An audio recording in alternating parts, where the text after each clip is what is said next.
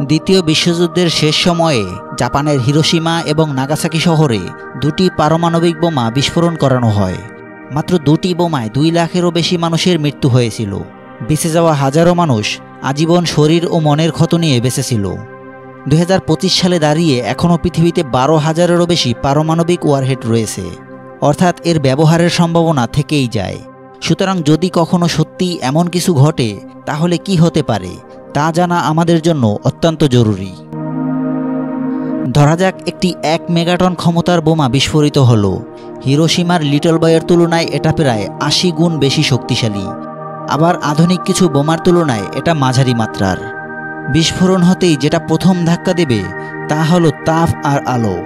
আলো এবং তাপ এতটাই তীব্র হবে যে যারা বিস্ফোরণের 20 কিলোমিটার দূরেও থাকবে তারা কয়েক মিনিটের জন্য চোখে অন্ধকার দেখতে পাবে।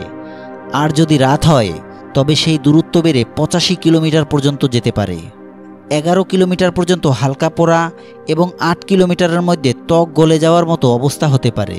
তবে এসব নির্ভর করে আবহাওয়া কেমন, আশেপাশে কী ধরনের ভবন বা গাছপালা রয়েছে তার উপর।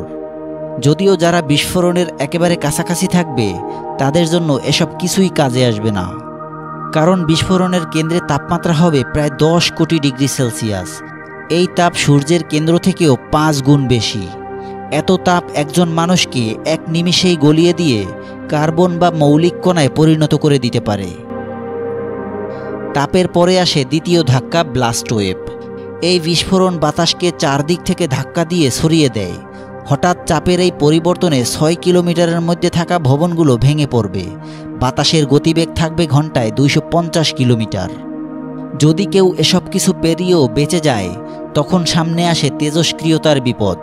হিরোশিমা আর নাগাসাকির বোমাগুলো ভূমির উপর ফাটানো হয়েছিল, ফলে তেমন ফল আউট হয়নি। কিন্তু যদি বিস্ফোরণ ভূমিতে হয় তার ফলাফল হবে আরও ভয়াবহ। বিকিরণে দূষিত ধূলিকণা বাতাসে ছড়িয়ে পড়বে।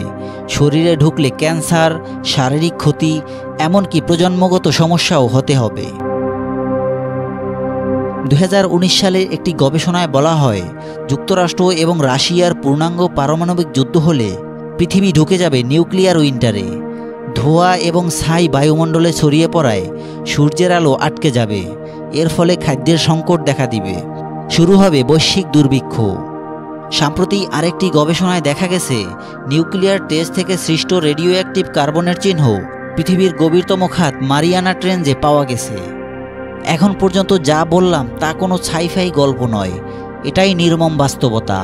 আমরা সৌভাগ্যবান, কারণ এখন পর্যন্ত পৃথিবী এমন কোনো সর্বনাশা পারমাণবিক যুদ্ধের সম্মুখীন হয়নি।